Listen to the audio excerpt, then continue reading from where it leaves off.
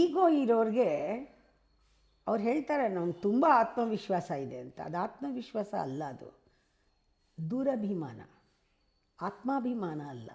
ಅವ್ರಿಗೆ ಆ ಡಿಫ್ರೆನ್ಸ್ ಗೊತ್ತಿರಲ್ಲ. ಅವರು ಆ ದುರಭಿಮಾನನ ಆತ್ಮಾಭಿಮಾನ ಅಂದ್ಕೊಂಡಿರ್ತಾರೆ. ಆ ಥರ ಆತ್ಮಾಭಿಮಾನ ಅಂದ್ಕೊಂಡಿರೋ ಆತ್ಮಾಭಿಮಾನಕ್ಕೆ ಆ ಸಾಮರ್ಥ್ಯ, ಅರ್ಹತೆ ಇರಲ್ಲ. ಕಾನ್ಫಿಡೆನ್ಸ್ ಇರುತ್ತೆ, ಫಾಲ್ಸ್ ಕಾನ್ಫಿಡೆನ್ಸ್ ವಿತೌಟ್ ಕಾಂಪಿಟೆನ್ಸ್. ಈ ಥರ ಇದ್ದಾಗ ಅವ್ರು ಕ್ಲೇಮ್ ಮಾಡ್ತಾರೆ, ಎಲ್ಲ ಕ್ಲೇಮ್ ಮಾಡ್ತಾರೆ. ಅವ್ರ ಜೊತೆ ನೀವು ಕೆಲಸ ಮಾಡಿ, ಅವ್ರು ಏನು ಹೇಳ್ತಾರೆ, ಜೊತೆ ಕೆಲಸ ಮಾಡ್ತಿದ್ರೆ ಅವ್ರು ಮಾಡಿದ್ದೆಲ್ಲ ಏನಾದ್ರು ತಪ್ಪಾಗಿದ್ದರೆ ಎಲ್ಲ ಕಾರಣ ನಿಮ್ಮ ಮೇಲೆ ಹಾಕ್ತಾರೆ. ಅವ್ರದ್ದೆಲ್ಲ ಚೆನ್ನಾಗಾಗಿದ್ದರೆ ನಾನೇ ಮಾಡಿಕೊಂಡೆ ಅಂತ ಹೇಳ್ತಾರೆ. ಇದು ಬಹಳ ಜನ ಮಾಡ್ತಾರೆ. ನೀವು ಮಾಡ್ತೀರಾ ನೋಡ್ಕೊಳ್ಳಿ. ಆಗಿದ್ದೆಲ್ಲ ಚೆನ್ನಾಗಿ, ಆಗಿದ್ದೆಲ್ಲ ನಾನೇ ಮಾಡಿದೆ ಅಂತ. ಆಗಲಿಲ್ವಾ, ಬೇರೆಯವ್ರ ಮೇಲೆ ತಕ್ಷಣ ಕಾರಣ ಹಾಕೋದು.